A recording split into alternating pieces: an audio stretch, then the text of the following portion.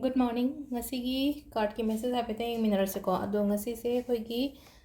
May gi tang ani ko da ko numit da ko se khoina setkadaba color haina haira gadi angang ba machu gumba kai gumba se pri ba yai ko da ko numit sa ado aham bada khoi gi card ki message yengase ado ba afaba timing ngasi gi oina hapete yeng minarase ko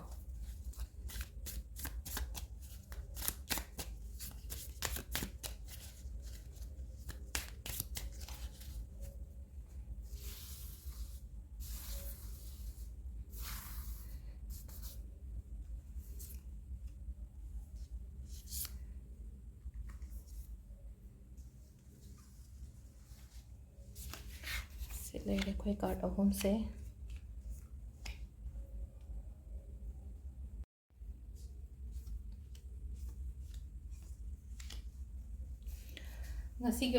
card अहमक लोइना positive लाई को card अहम लोइना positive लाई हारगदी अहांब लाप card सिगी message ना कइनो हाय मतम संगसी से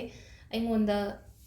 कइनोना हाय तारेको हाइदी ईश्वरना चांबीबा मीना चांबीबा खोटबीबा अदुमाइना ओइना ओइबा हाय तारेको अदो चालगदी करी ला करी ओइ अफबा मयाम अमा लाकपा हाय तारेको हाइदी ngasi ओइना सुम आइगी नुमित से फनिको ngasi से अफबा मयाम अमा लाकनिको हाइबगी इसादा थाजबा थमिबा हाय तारेको हाइदी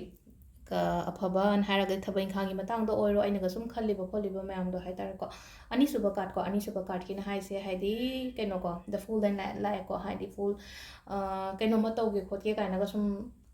खनबा ngasi se aise chatke hauge simadi haurage simadi toksalage khochalage gaina duaina khanba oragadi chatpiyo tobiyo adogi poto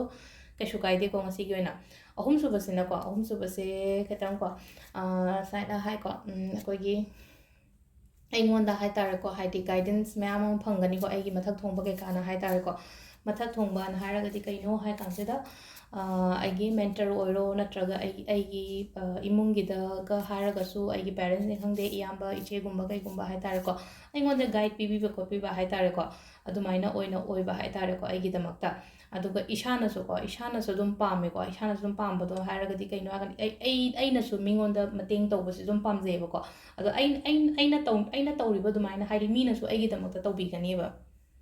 Heidi सिदा हाइडी कइनो दना हाइडी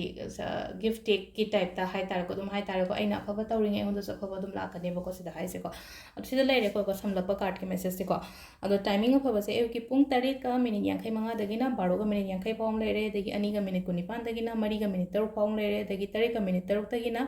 9 का मिनिट 19 पाउम लेरे को दगी नुंदांग गिना को 9 का मिनिट 9 दगिना पुंग 1 का मिनिट 54 पाउबा सिसिना अखोगी अफबा टाइमिंग को अदो अखोगी कइनो से सिदा लेरे को ngasi कइनो डेली कार्ड मैसेज की वीडियो से मैम मखता वीडियो समको नेमिनार से को थैंक यू